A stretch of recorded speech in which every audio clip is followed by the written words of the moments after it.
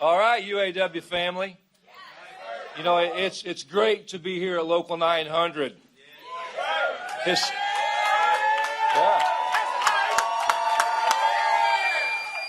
What we say historic Local 900, because this is ground zero for a stand-up strike 11 months ago. I'm very proud, on behalf of the UAW, Region 1A, all of our executive board, and all of our membership, to welcome Vice President Kamala Harris and Governor Tim Walz to our house, to Labor's house. And we thank them for choosing one of their first visits with workers to be in the house of the UAW. You know, I don't have to say this. I think you already know this, but what's at stake in this election? It's very simple. Everything is at stake.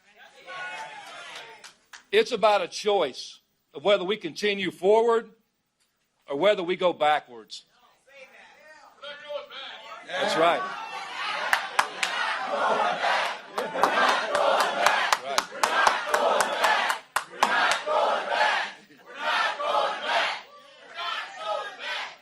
You know, this is a which side are you on moment. And the choice cannot be any clearer. On one side, we got the Harris Walz team.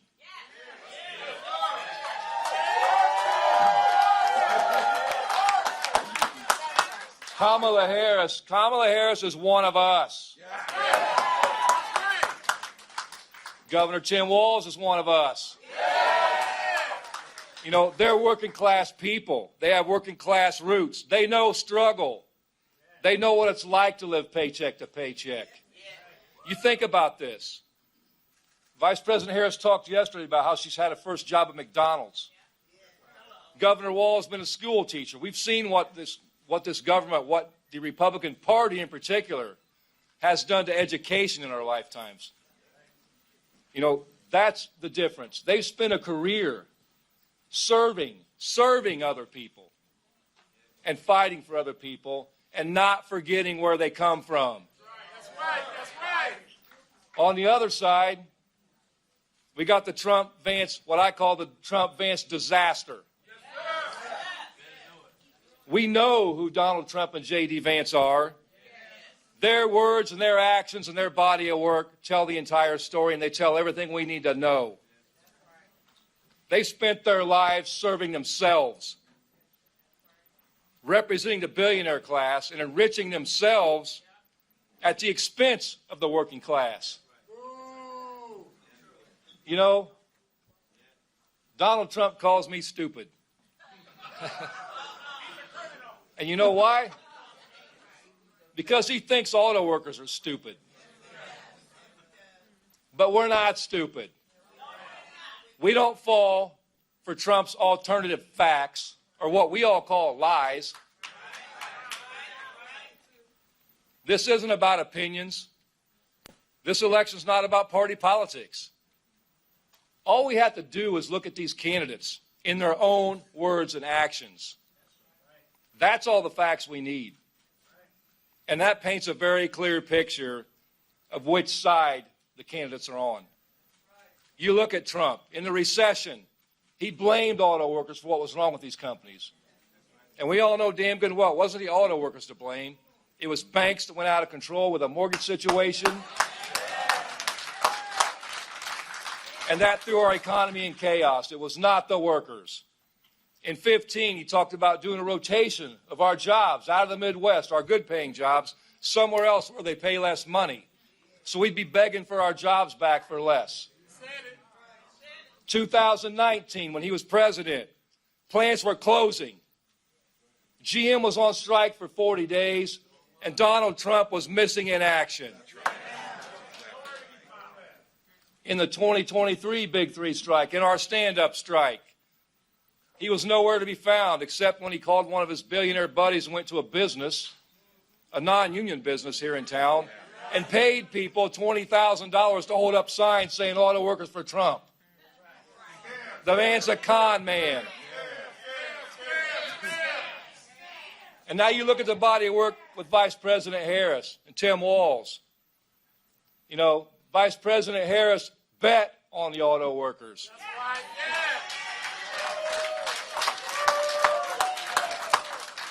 In the 2019 strike at GM, you know who was on the picket line with striking workers?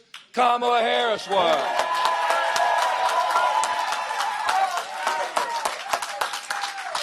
She stood shoulder to shoulder with our members. She helped, as vice president, create auto jobs in the United States of America to bring work back here. The Lordstown assembly workers that were left behind by Donald Trump, Kamala Harris was part of the solution. They brought a battery plant to Lordstown, Ohio, and those workers that were left behind in Lordstown that were transferred all over the country, now they're returning back home to Lordstown because of her.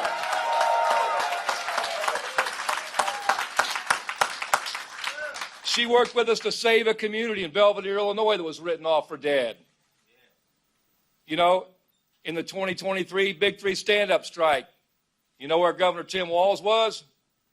He was standing on the picket line with striking workers too. You got two people up here that have stood on the picket line with striking UAW members. That's a place Donald Trump will never be. Governor Walz is also a proud union member. He's a teacher.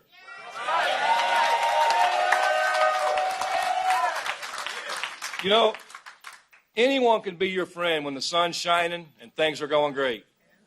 But you find out who your friends are when things get tough. And you know, when we look at tough times, when we've been in tough times, we see who chose to stand with us and who chose to sit on the sidelines and do nothing.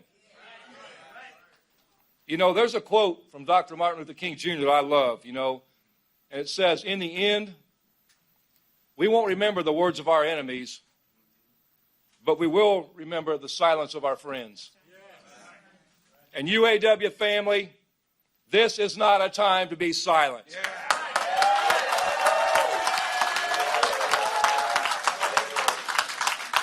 This is not a time to sit back and hope for the best. This is our generation's defining moment. Everything is at stake. Future generations are at stake here.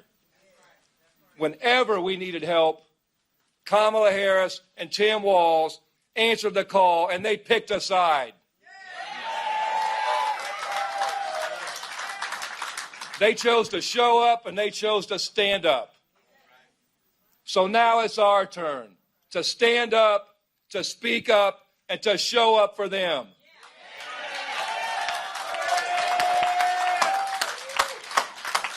You know, in the UAW, we moved mountains in the last year and a half. And I got to tell you, when I got elected president a little over a year and a half ago, we had 90 days to prepare for Big Three bargaining. And we did, and in 90 days, we won. That's right. We went to organize Volkswagen in the South, a place people said we couldn't win. In 100 days, we filed for an election, and we won.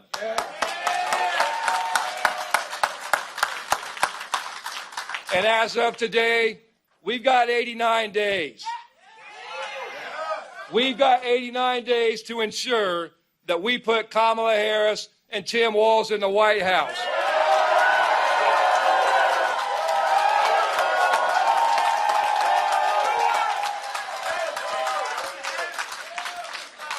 We won, and we're going to continue to win because we stand up together in solidarity. There's a reason UAW begins with the word united, because that's the key to winning. So UAW family, are you ready to stand up for the Harris-Walz ticket?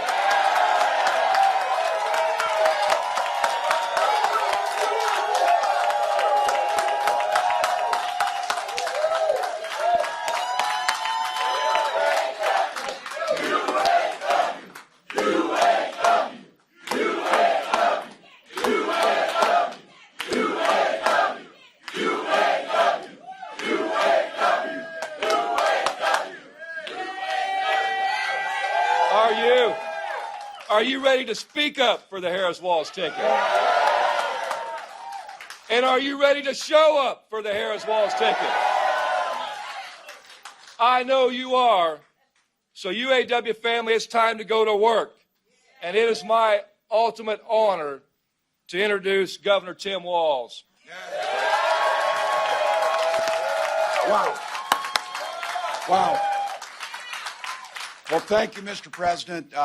The American worker has no greater friend than you and your members. Thank you for what you do every single day. And to the sisters and brothers here in this spot, as a union member, thank you for the privilege. This is holy ground for unions, Local 900. And to be here and know, for any union member understands what this place stands for and what it means. And so thank you for having me here. And to each and every one of you, thank you for the privilege of walking that picket line with you last year. Thank you for allowing us to lift up our voices. And in Minnesota, the work that you did, it didn't just benefit UAW workers, it benefited all workers. So I couldn't be prouder to be on this ticket and couldn't be prouder to stand with UAW.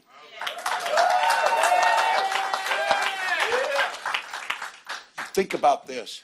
89 wake-ups. I've been saying this. 89 days. We can do anything for 89 days. Telling people sleep when you're dead. We got work to do. Right now, 89 days to make Kamala Harris the next president of the United States.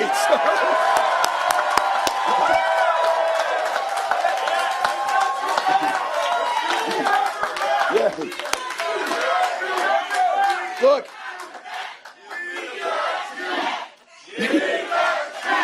Yay.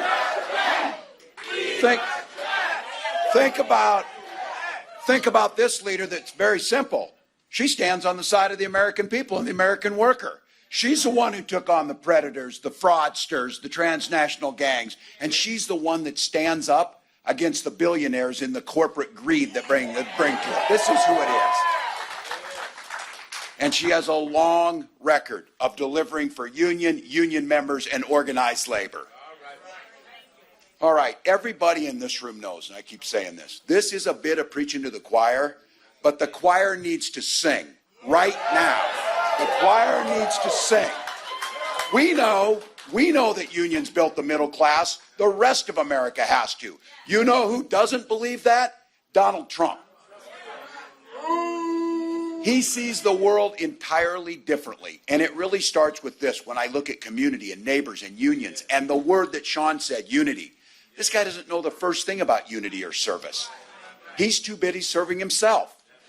Again and again and again, you've seen it. He put himself above us. He weakened our country to strengthen his own hand. He mocks our laws. He sows chaos and division. That says nothing about how he dealt with his president. We lived through it. We lived through it. He froze in the face of COVID, and our neighbors died because of it. And by doing nothing about COVID, he drove this economy into the ground. And I want to be very clear about this, because there's a lot of lies that happen when they're here. Violent crime was up when Donald Trump was president. That's right. Without even counting his crimes, it was still up. It was still up. So this is very simple. You know it, and it's going to take a heck of a lot of hard work, but this election is a simple choice. What direction and what's our country going to look like? What direction are we going in? You know it. We've said it. Donald Trump's going to take it backwards. We aren't going back. We're not going back. It isn't happening. We're not going back. We're not going back. We're not going back. Look, and this thing of playing dumb while he sits on the planes with these billionaires and says I don't know anything about Project 2025. I just fly on the planes with them. You know what it's going to do? One of the goals of that, plain and simple, and they know this has been going on forever. Get rid of labor unions and get rid of the voices that we bring. They can do whatever the hell they want then. If Trump returns, he's going to learn something from the last time. He didn't get the job done. This time, it will be far, far worse, and he will get the job done and make sure that we can't organize collectively to improve our lives. That's what it's coming. So whether he cuts the middle class, makes it more difficult to own a home, whether he repeals the Affordable Care Act so you can't get health insurance, are the things that you know they talk about, gutting Social Security and Medicare. You know what? When you got $1 billion, you don't give a damn about your Social Security check. But if you're like my mom and you depend on the Social Security check as your sole income, it's pretty damn important. And I've been saying it, and you've been hearing me say it. They will ban abortion across this country no matter what Congress says. Now look, damn right it is, and I don't know why this is so simple or so difficult for these people to understand. You know how things work really well in life and really well with your neighbors and really well in communities? When you mind your own damn business, things work better. Stay out of our business. Stay out of our business. He's not fighting for you. He doesn't know you. He doesn't care about your family. And his running mate is just as dangerous and backward as he is. So look, we know who they are. The choir's ready to sing. This campaign's about the future, your future. Vice President Harris sure knows that. She grew up in a middle-class family. She goes to work every day making sure families are on the front so that they can get ahead and they can get into the middle class. She believes in something so simple and so beautiful. And when we go to these rallies, I say it too. People drive, they sit in the sun, they get there, they stand next to their neighbor for one simple reason. And just like the Vice President says, they believe in their hearts in the promise of America. They believe it. They believe it. So, sisters and brothers in the UAW, how great is this going to be? Please join me in welcoming the next President of the United States, Kamala Harris.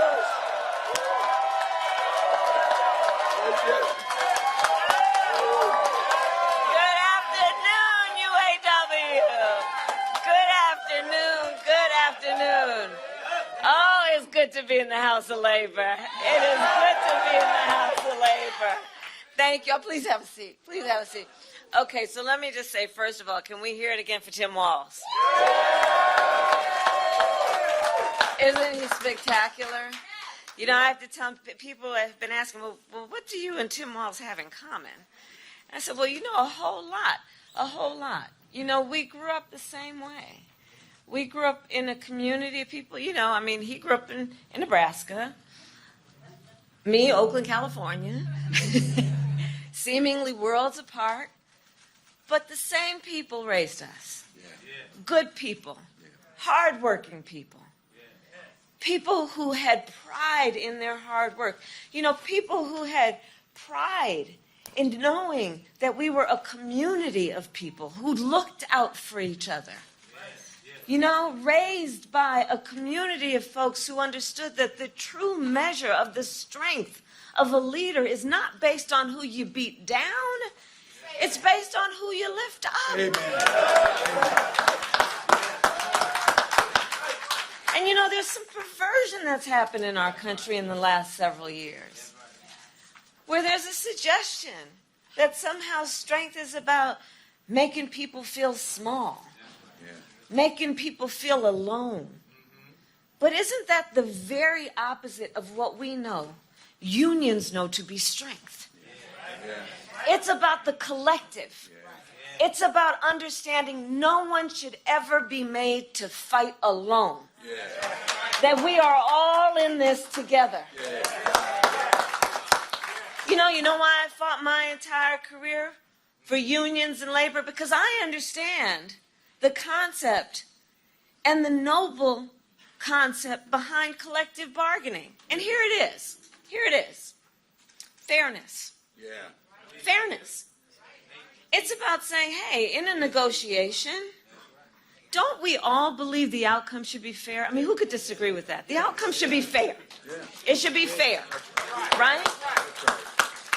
But when you're talking about the individual and a big company, and you're requiring that one individual to negotiate against a big company, how's that outcome going to be fair?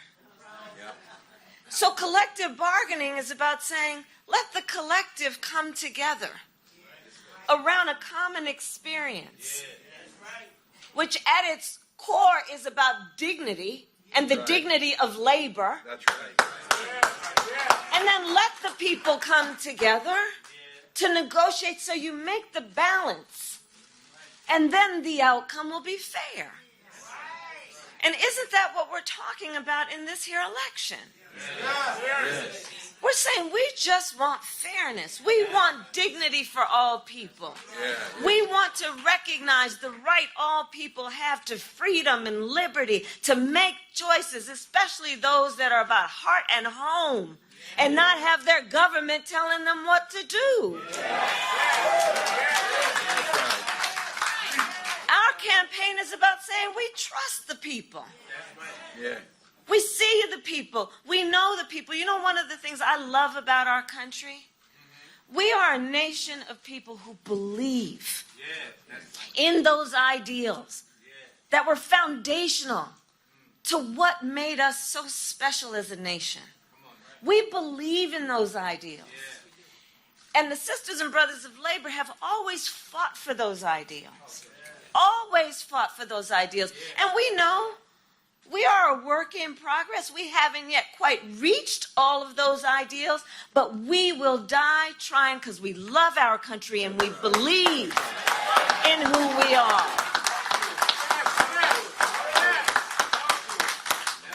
And that's what our campaign is about. We love our country. We believe in our country. We believe in each other. We believe in the collective. We're not falling for these folks who are trying to divide us, trying to separate us, trying to pull us apart. That's not where the strength lies. And there is that. And so I say to all the members of UAW, and Shawn Fain as the first who I talked to about this, I am so deeply honored as a lifelong supporter of union labor for Tim and I to have the endorsement of UAW.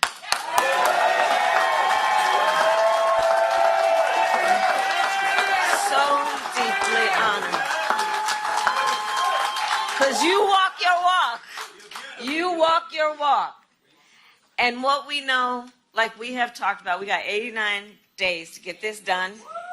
You know, the one thing about all of us is we like hard work. Hard work is good work. Hard work is good work.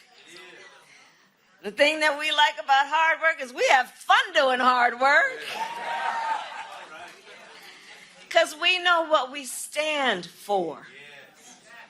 And that's a big part of this campaign. You know, when you know what you stand for, you know what to fight for. We know what we stand for, and we stand for the people. And we stand for the dignity of work. And we stand for freedom. We stand for justice. We stand for equality. And so we will fight for all of it. And the bottom line about UAW is that I also know, and I'll say to all the friends watching, look, even if you're not a member of a union, you better thank unions for that 5-day work week. You better thank unions for that 8-hour work day. You better thank unions for that vacation time. So I'm here to say thank you. Thank you. Thank you, thank you to the sisters and brothers of UAW for all you are and all we will do over these next 89 days. God bless you. God bless you. God bless you. We're going to get this